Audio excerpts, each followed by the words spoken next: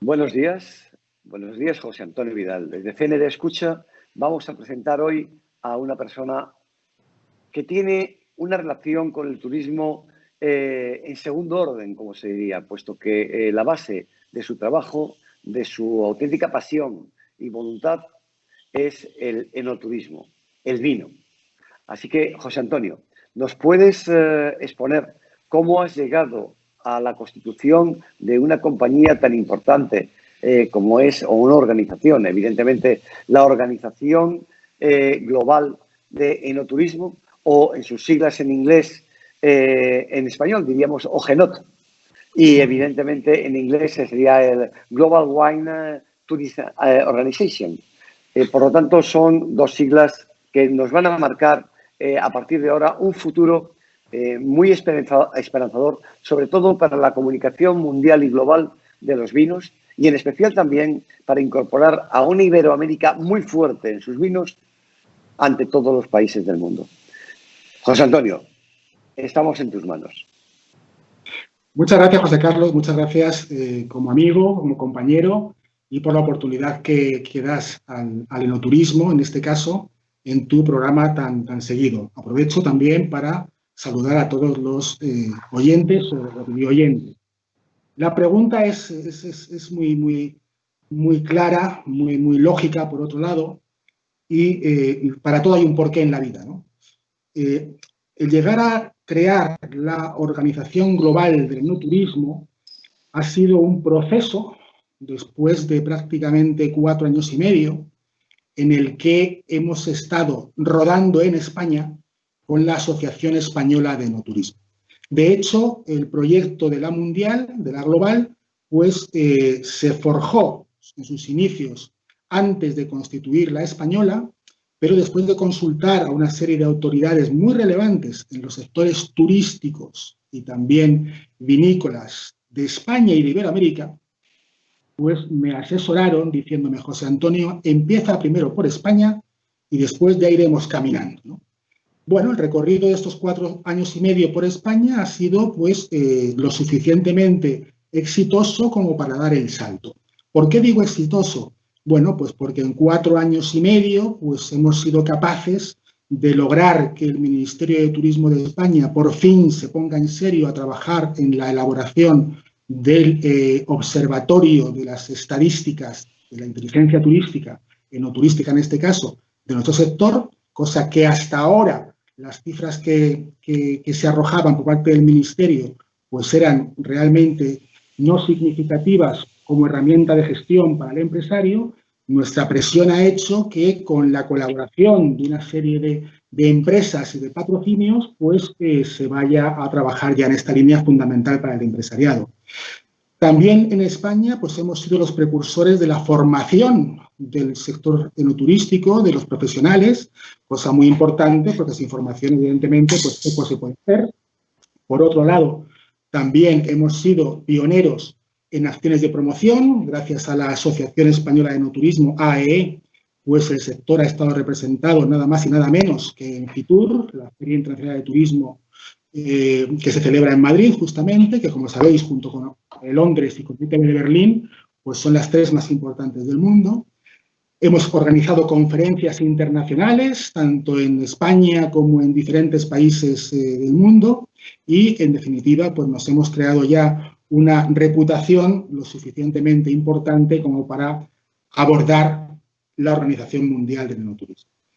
La Organización Mundial del Enoturismo, que realmente en primicia estoy comentando esto en tu programa, José Carlos, la nota de prensa comunicando oficialmente su creación saldrá el próximo lunes y en ella pues van a estar representados evidentemente el sector público y el sector privado, el sector público por los gobiernos centrales, regionales y locales de los países que tienen propuesta no turística y también por todos sus stakeholders que se llaman, todos los agentes, toda la cadena de valor de empresas privadas que forman al final los recursos que tiene un destino turístico y no turístico.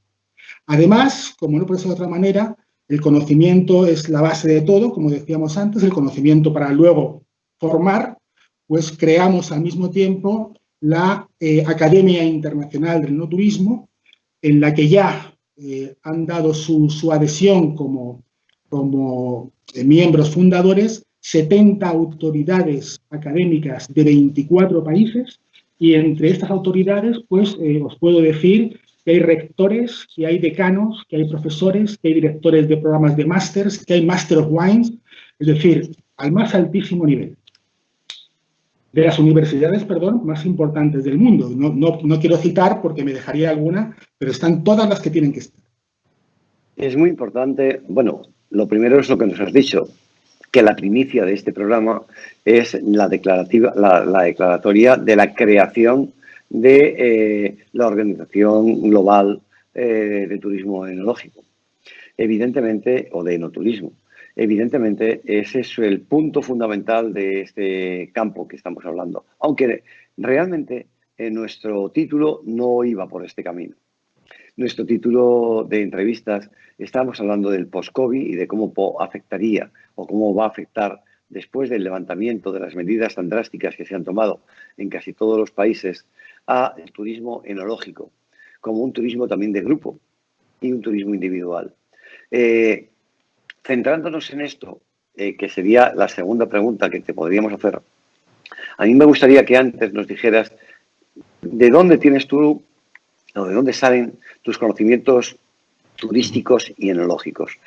¿Cuál ha sido tu carrera profesional y cómo has llegado a ser el creador y fundador, primero, de esta organización de turismo enológico española y a continuación de la mundial? Ya eso no lo dijiste en este primer partido, pero sí tu visión personal y tu encauzamiento hacia este trabajo. Bueno, en primer lugar, mis sectores profesionales han sido siempre el turístico y el financiero bancario. Enseguida me di cuenta que mi perfil humano pues iba más enfocado al sector servicios en cuanto a turismo se refiere, y en cuanto a la relación con el mundo enológico, pues fue algo muy curioso por inesperado.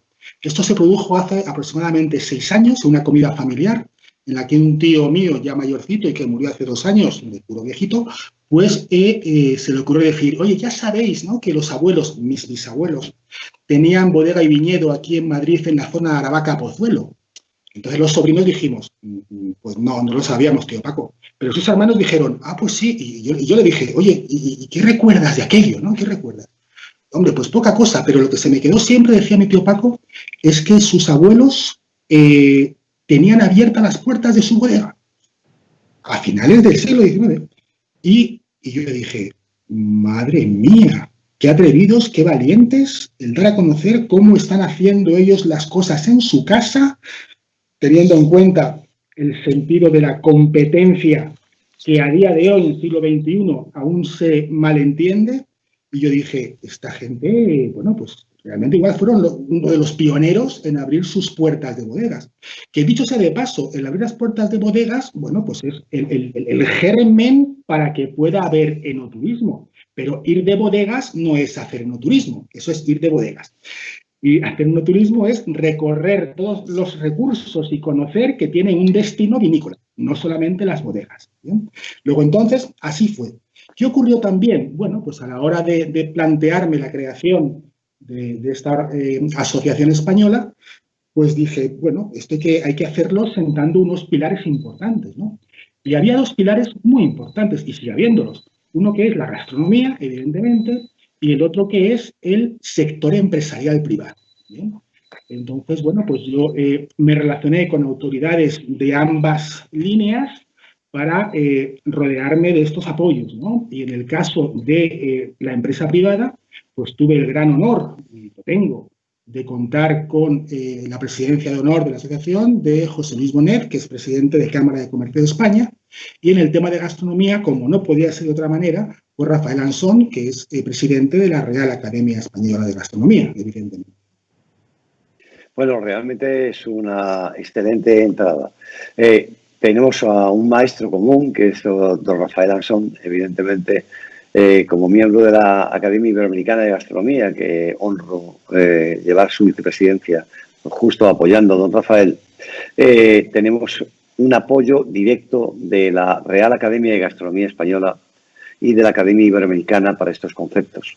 Yo tuve el honor que tú me planteaste en su día, evidentemente ser embajador de vuestra academia, de vuestra organización enológica, y honestamente es un honor que yo pensé y sigo pensando que no merezco, pero que haré mis mejores utilizaré mis mejores galas para por lo menos cubrir esa esperanza que tenéis puesta en mí y apoyar a que la enología española e iberoamericana pueda funcionar y ya cuando tengamos la Organización Mundial podamos trabajar en equipo.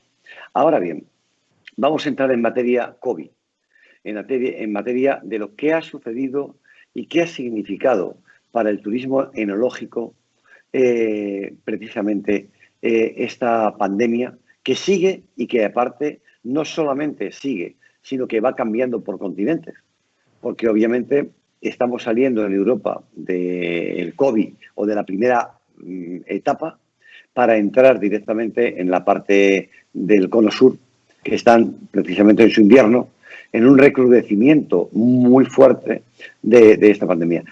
¿Cómo se plantea el turismo enológico como turismo de grupo y como turismo individual?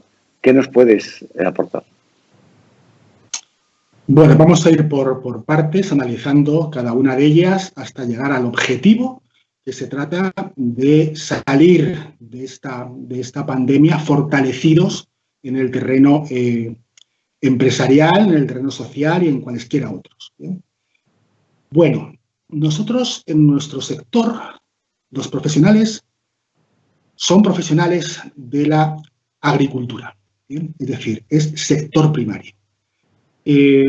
Sector primario al que se suma la distribución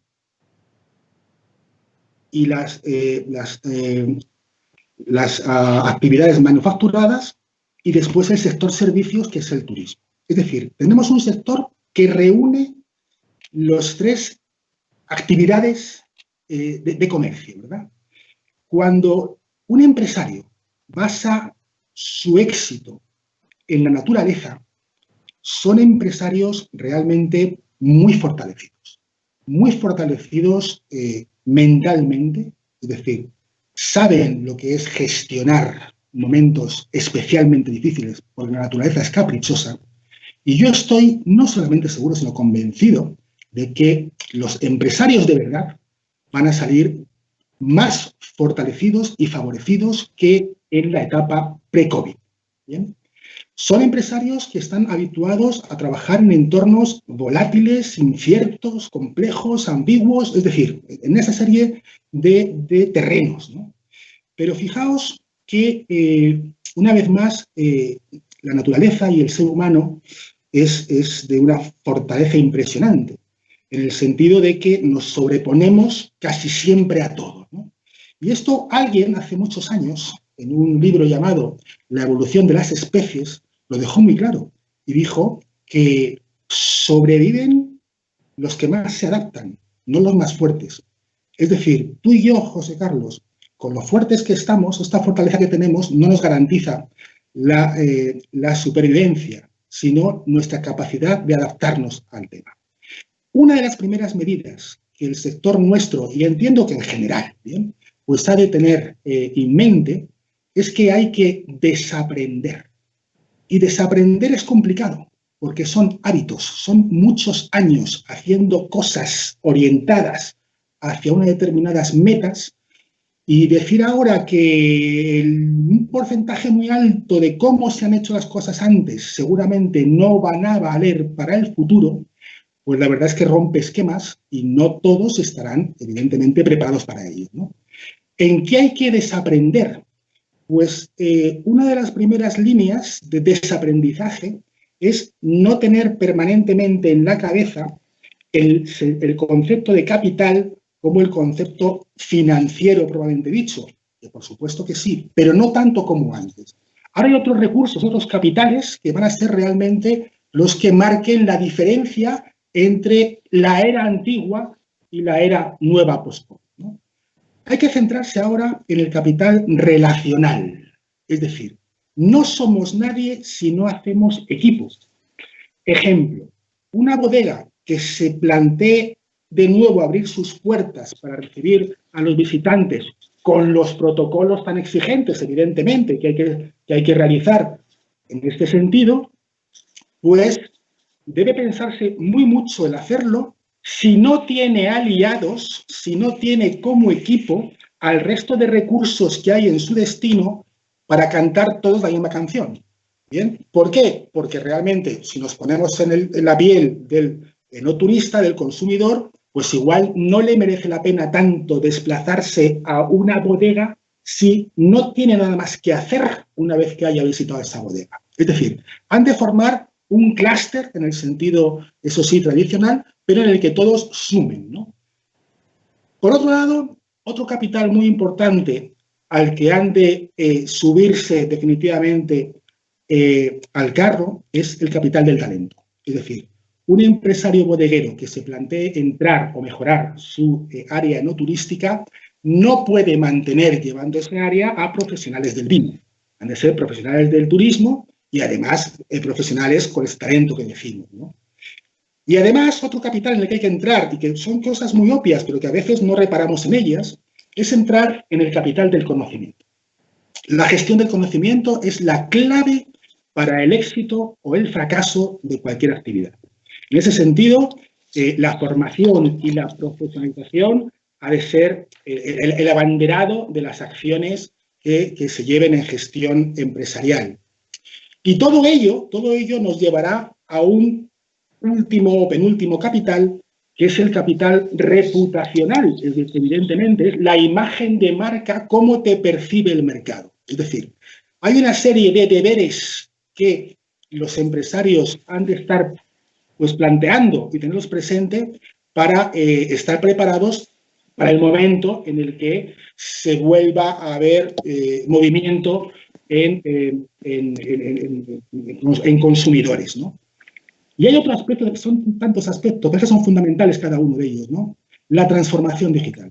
Vamos a ver, estos 4 meses más o menos que en España llevamos de confinamiento, digo más o menos, pues ha quedado demostrado que la comunicación ha sido, pues, vamos, 100% digital, ¿no? En el sentido doméstico, profesional, ¿bien? Entonces, no podrán realmente presentarse en mercados turísticos aquellos establecimientos que no tengan implementado el sistema digital de reservas, de control de estancias, de la información, de gestión de datos, etcétera, etcétera, porque van a quedar fuera del sistema. Es decir, eso es un sí o sí, y que todavía hay muchos que no acaban de ver la inversión en este área, ¿no? Bueno, me parece muy bien todos estos puntos que tú has tratado. Hay algo que sí que nos llama la atención poderosamente. Estamos hablando de una organización mundial o global de enoturismo, de una organización española de enoturismo. Estamos hablando mucho de turismo, pero al final, ¿quién visita una bodega? ¿Quién hace rutas de enoturismo? ¿Los grupos de personas o los seres individuales? Parejas, grupos de 2 amigos, de 4 amigos. ¿Cuál es la característica mayor? ¿Grupos grandes de personas o pequeños grupos? Pues mira, afortunadamente es un sector tan completo porque abarca tantas actividades, una propuesta no turística, que diríamos que hay gente para todo, ¿no? Es decir, el target, los segmentos de mercado, pues están perfectamente diferenciados por grupos, ¿no? Están los grupos de parejas, que los hay y muchos, parejas o sin niños y con niños incluso, porque hay muchas bodegas que se preparan ya también para actividades para los peques. Están también la gente joven que va en plan grupo, la gente madura, la gente más mayor y lo que tú decías, José Carlos, tanto grupos como grupos amplios como grupos reducidos. Es decir, todo eso depende también de la estrategia empresarial que cada bodega tenga, ¿no? Nosotros somos más de la línea de un turismo mucho más comedido, mucho más controlado, es decir, no masificar el enoturismo, y de hecho, pues de momento, y ya veremos hasta cuándo, pues la tendencia va a ser, por las circunstancias mandan por los protocolos, que no haya evidentemente los menos grupos posibles, vamos a ver, ¿no? Precisamente este era uno de los conceptos. La pregunta iba, con el COVID, ¿hay algún protocolo especial que se esté aplicando al sector primario, en este caso, a las vides, a los caminos por los que van a transitar estos turistas? Van a tocar los frutos, van a tocar, no sé si realmente en el alimento, en el fruto, antes de su procesado, es transmisible la operación. Si en las mesas en las que van a comer hay protocolos planteados también para eso. Si cuando visitan la bodega, que van a tocar muchas cosas o van a pasar por puertas, por barandillas, si todos los protocolos que se están utilizando para el turismo en general, aparte de que sean aplicables para el enoturismo, ¿hay alguna medida especial que se pueda aplicar o que se vaya a aplicar y que esté analizada como tal? Bueno, pues efectivamente lo hay. De hecho, en la Asociación Española de Enoturismo hemos trabajado mano a mano con el Ministerio de Turismo a través de la entidad ICTE, que es el Instituto para la Calidad Turística Española, y hemos colaborado en la comisión justamente de turismo en bodegas, aportando pues diferentes aspectos como tú bien comentabas, ¿no? Los protocolos, lo que tienen de bueno y lo que tienen de malo, lo que tiene de bueno es que reflejan unas directrices, ¿bien? Lo que no tiene de tan bueno es que estas directrices no obligan, sino que son solamente consejos, ¿bien? Entonces, cuando cualquier circunstancia te la plantean como consejo, pues parece que uno se puede relajar algo más, ¿no? Espero que en nuestro sector no sea así. Pero efectivamente, José Carlos, todo está perfectamente delimitado. Cómo han de ser el paso por las diferentes instalaciones de bodega, en este caso, o de viñedo en el exterior, cómo se han de realizar. En el momento de las degustaciones, porque son más degustaciones que catas, y de la propuesta de culinaria gastronómica, pues evidentemente se dice qué es lo que, por supuesto, no se puede hacer, y entra esto que tú dices, que no toquemos nada, que solamente sea la misma persona la que se encargue de servir, de recoger y de hacer todo, y nosotros con lo que nos pongan eso utilizamos y no tocar absolutamente nada más. Muchísimos puntos en los que hay dispensadores de geles hidroalcohólicos, de usar y tirar guantes, de incluso alfombrillas desinfectantes, etcétera, etcétera. Todo eso está perfectamente contemplado. No obstante, en el Instituto de Enoturismo de España, que lo tenemos también dentro de la asociación, pues hemos hecho público un compendio, que es el compendio de toda la normativa en relación a las actuaciones y protocolos en materia enoturística que son universales en cualquier país. Cogiendo para ello normativa, no solamente la española, sino también la de la Unión Europea, la de la OMT, la de la OMS, evidentemente, la del Consejo Mundial de Turismo y Viajes, es decir, las instituciones más referentes mundiales. Hemos hecho ese compendio pues para que sea un manual ágil, un libro de cabecera del empresario y de los responsables del turismo de las empresas para que lo manejen con mucha comodidad y facilidad. Hay una pregunta obligada. Hay muchas asociaciones en el mundo, hay muchas instituciones, organizaciones, pero se ha creado una asociación diferente. ¿Qué es lo que ofrece esta asociación a los miembros de ella, tanto países, sector público como sector privado? Y me dijiste que dentro del sector público, en el caso de no en la española, supongo que tendréis una relación muy íntima con cada una de las comunidades autónomas españolas. No sé si esto es así. Y en la mundial serán no solamente los países, sino los estados, regiones, provincias de cada uno de esos países. ¿Es así? Es así. Y además te amplío información con respecto a esto, José Carlos. Mira, ahora mismo es una oportunidad de oro para potenciar el turismo de interior, el turismo doméstico, evidentemente, ¿no?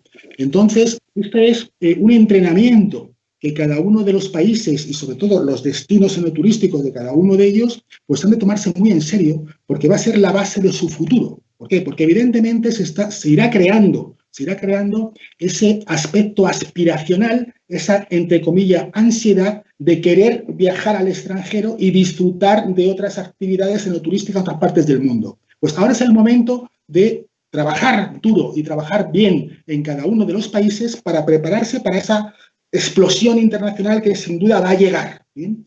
Y sí, claro, en nuestra Organización Mundial del Enoturismo que presentamos hoy, pues tenemos dividido el globo terráqueo en 6 zonas regionales.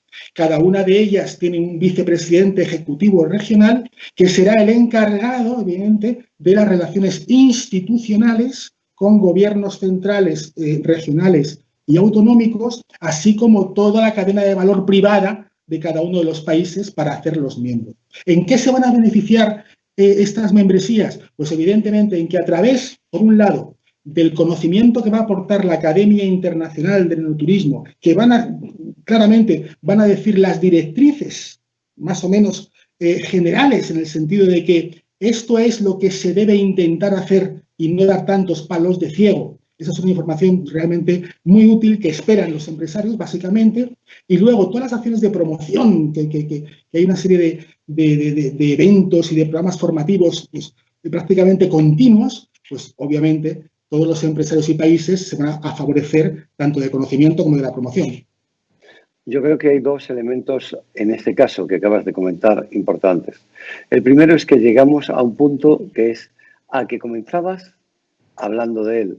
Es qué vamos a hacer si en este momento lo que nos hemos acostumbrado es a tener una comunicación virtual. Gran parte de los cursos que se van a generar serán virtuales o también habrá muchos cursos presenciales.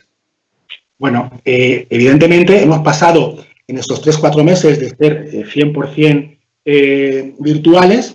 Poco a poco se irá abriendo con las medidas de distanciamiento que ha de haber, no solamente en los cursos, José Carlos, sino también en eventos, en miniforos, en miniconferencias. Es decir, se irán dando la oportunidad de aquellos que quieran estar presencialmente en ellas, puedan estarlo, cumpliendo los protocolos que acabo de decir, y también otros que lo vean virtualmente. Es decir, esto será un proceso, habrá un mix, un blended que se llama, un mix, pues para ir evolucionando otra vez hacia lo presencial. Obviamente, una de las circunstancias buenas que ha ocurrido es que mucho consumidor de los que hasta ahora apenas utilizaban lo digital, pues han entrado ahora en el entorno pues para ser consumidores también digitales, evidentemente. Luego, entonces, todo suma y todo tiene su cabida. Hay otro tema que también nos implica crecimiento y desarrollo. Yo creo que hay que ver desde un punto de vista muy positivo lo que está sucediendo. En turismo estamos hablando siempre a corto y nuestro corto en turismo es de 1 a 2 años. Nunca es por debajo del año. Más que nada por las temporadas, ¿verdad? Porque cómo vamos a planificar el mes que viene si tú lo tienes que vender un año antes. La segunda parte es cómo va a eclosionar el turismo enológico y en qué podrá participar la nueva Organización Global de Turismo, de Enoturismo. Cómo va a eclosionar cuando las personas se acostumbren a poder visitar a su país y a conocer las vides y cómo van a poder compararlas con las de otros países. ¿Será la asociación un elemento de unificación enoturística para que se puedan generar rutas y puedan intercambiarse conocimientos entre las diferentes compañías que trabajan en los diferentes países haciendo estas rutas o estas bodegas? No solamente eso, José Carlos, sino que esto que trabajemos en un modelo de gobernanza inclusiva. ¿Qué significa esto? Significa que las directrices de gestión enoturística han de contemplar a los ciudadanos residentes que están viviendo también en esos destinos vinícolas. Es muy importante que los locales, los lugareños, pues sean los primeros que sean los embajadores de ese enoturismo de su propio destino. Eso como germen, ¿no? Y a continuación viene ya toda la fase nacional e internacional. Y sí, evidentemente, todo esto se va a producir. ¿Por qué? Pues porque la promoción va a ser exponencial. Es decir, en el momento en que hagamos un evento para promocionar pues, el enoturismo de tal país, al soportar este evento, la Organización Mundial del Enoturismo, pues estamos hablando también de todos los demás países haciendo promoción. Es decir, va a ser una eclosión, como tú bien has dicho, impresionante. Existe un récord, un archivo de cómo se ha procedido y cómo ha influido en el enoturismo. Y si hablamos de enoturismo, que no es una actividad tan antigua, en los propios bodegueros y cultivadores existe, como tú decías antes, el sector primario es un sector que es un sector fuerte, que está acostumbrado a grandes tragedias. Si no es un virus, es una plaga. Si no es una plaga, es un temporal. Entonces, y son capaces de salir de sí mismos. ¿Hay alguna experiencia antigua de pandemias que haya podido haber, como pudo ser la fiebre aviar, por ejemplo, en un momento determinado, que se hayan podido implementar para el futuro de la ejecución del enoturismo en España o en otros países del entorno que vosotros tenéis conocimiento?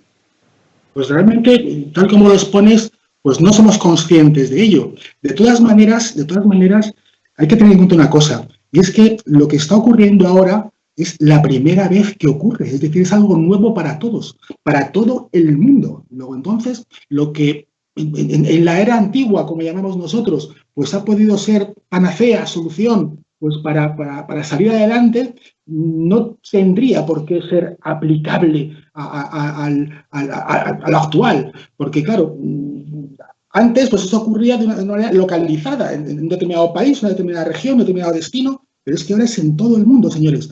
Estamos todos en este momento de incertidumbre bestial, ¿sí? Y la bestial oportunidad que también puede suponer esto. ¿Existe por parte de la organización algún tipo de gestión o de apoyo de ayudas gubernamentales para los sectores privados? Y la organización es o puede ser un aglutinador de esa información y de asesoramiento para las empresas privadas para que puedan acceder a este tipo de recursos y fondos, tanto de organizaciones mundiales como de países. Bueno, en concreto en España, que es lo que más nos toca y nos hemos centrado hasta ahora, pues lo que puedo decir es que a los pocos días de comenzar con el confinamiento en España, pues nuestro presidente del gobierno pues, ofreció unos miles de millones para el saneamiento y recuperación de empresas. Tardó muchísimo tiempo, meses, en comenzar a ser ágil con estos importes. No han llegado como realmente los empresarios hubiesen deseado. Es decir, nosotros en este periodo de confinamiento hemos sacado hasta 9 notas de prensa, pues aportando esto que tú estás diciendo, ¿no? Que necesitamos este apoyo público pues para seguir estando vivos, ¿no? En ese aspecto, ¿no? Bueno, hay un cierto desencanto en ese sentido y al final, como me dijo un altísimo bodeguero español internacional y me asesoró al principio, José Antonio, con los políticos a llevarse bien, pero no esperes nada de los políticos. Somos los empresarios lo que sacamos o no sacamos las cosas del fútbol.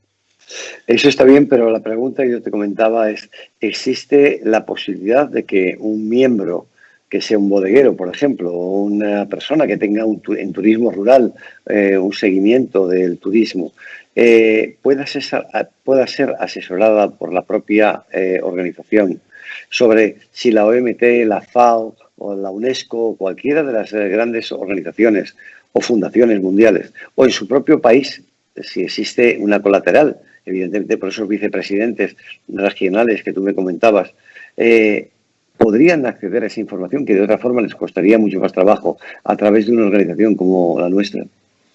Sí, efectivamente, así es. Nosotros, de hecho, recibimos bastantes correos electrónicos y llamadas preguntándonos estos y efectivamente nosotros en nuestro comité de embajadores y comité de expertos que tenemos en la estación, pues tenemos en quién delegar este tipo de información para solucionar estas inquietudes que tienen los empresarios. Todas las cuestiones que nos hacen tienen su respuesta, evidentemente. Obviamente llegamos al tiempo final de nuestra entrevista y hay una última pregunta que me gustaría poderte hacer, porque tú eres un hombre que en los años 90 comenzaste con una actividad importante que era la de aglutinar pequeños pueblos que querían crear sus rutas enológicas y que gracias a ese famoso Club del Vino que se creó en aquel momento y a los apoyos gubernamentales de aquella época florecieron. Francia también tiene este mismo criterio y proyecto hecho. ¿Cómo podéis externalizar y apoyar a otros países del mundo con esas experiencias que habéis tenido? Bueno, desde la asociación nos hemos dado cuenta de que no todo ha sido éxito y siempre es bueno aprender de los errores, ¿no? Tú fíjate, José Carlos, que no sé si 3 o 4 veces has comentado el concepto de rutas del vino. Es un concepto que, desde el punto de vista doctrinal académico, puede ser interesante trabajar en ello, ¿bien? Pero a la hora de mercado, ningún consumidor se plantea hacerse una ruta del vino, ¿bien? Sino ir a un destino. Un destino, coge su alojamiento y, evidentemente, desde ese alojamiento como anfitrión, hace sus radiales de ida y vuelta durante el fin de semana o los 3 o 4 días que pueda estar. Es decir, el concepto de ruta es un concepto que realmente no es marketingiano, realmente no aporta beneficio económico al empresario. Hablamos nosotros más de destinos, circuitos, itinerarios más manejables y que uno ya focaliza. Ruta, Dios mío, y yo me tengo que hacer ahora en 2 días 500 kilómetros, pues no. En cambio, tú coges un destino y evidentemente lo que quieres conocer, el foco lo tienes ahí, ¿no? Como esto hay más circunstancias, hablábamos antes de entrar en antena de la importancia de hablar, de entendernos en los conceptos, ¿verdad? Fijaos, el concepto experiencia es un concepto que está ya muy manido, muy manido. Toda la empresa de servicios vende experiencias. Pues claro, es que la vida en definitiva son experiencias, pero hay que dar un salto más. Es decir, evidentemente, cualquier cosa lo es, pero buscamos ese valor añadido, ese plus, ¿no? Y claro, al final, todo lo que hacen las empresas de servicios en ese sentido es sacar al mercado actividades. Son actividades, todas son actividades. Ahora, por favor, empresario, no me imponga a mí que su actividad vaya a ser, o me esté vendiendo ya, que va a ser la actividad de mi vida. Es decir, no, déjeme a mí como consumidor que yo interprete si su actividad me ha emocionado. Porque la clave es emocionar. En el momento en que te emocionas, pues tú vibras, lloras y deseas repetirlo y además deseas contarlo. ¿Bien? Entonces, bueno, pues hay una serie de vocabulario que no ha hecho bien al sector enoturístico y que trabajamos pues por hacer entender situaciones también, ¿no? José Antonio, hay una ruta española muy marcada, sí que es una ruta de verdad, que es el Camino de Santiago. Sí, pero te iba a decir, es la única. O los caminos de Santiago, si quieres ampliarlo un poquito más. Porque evidentemente son caminos que en España recorren, obviamente, más de 800 kilómetros en algunos de los casos, pasando por diferentes regiones. ¿Tú crees que la unión de la gestión de estas personas, estos cientos de miles de personas que hacen las rutas de los caminos de los 800 kilómetros o tan solo de los 20 kilómetros finales, les podría dar también la oportunidad de crear esas pequeñas excursiones, experiencias vitivinícolas y gastronómicas a lo largo de este camino, y que sería bueno que dentro de la propia sociedad y de la organización de enoturismo pudiesen tener acuerdos con organizaciones que también prevén y promueven estos caminos? Sí, no solamente es una buena idea, sino que además es idea de mucho éxito. En España ya hay 2 empresas que están trabajando en esa línea, les va fenomenal, han tenido una visión estratégica estupenda, han acertado en el nicho y cómo han planteado los productos. Se están aprovechando del Camino de Santiago para, por etapas, pues incluir también visitas a entornos vinícolas, que las hay muchas, evidentemente. Así que, por supuesto que sí.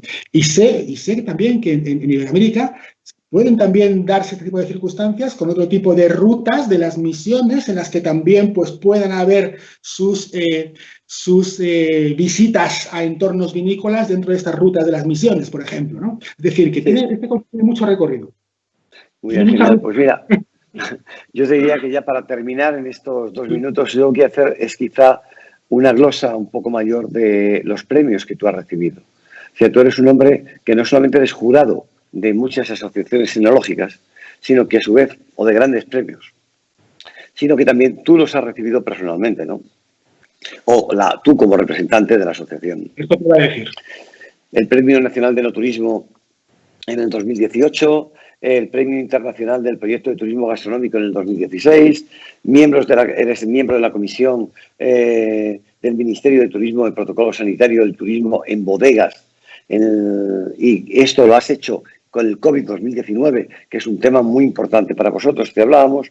Eres miembro de INUCUAL, que es también del Ministerio de Educación, y la cualificación profesional y guía de turismo. O sea, yo creo que tienes tantos y tantos que realmente sería largo de conversar y largo de introducir.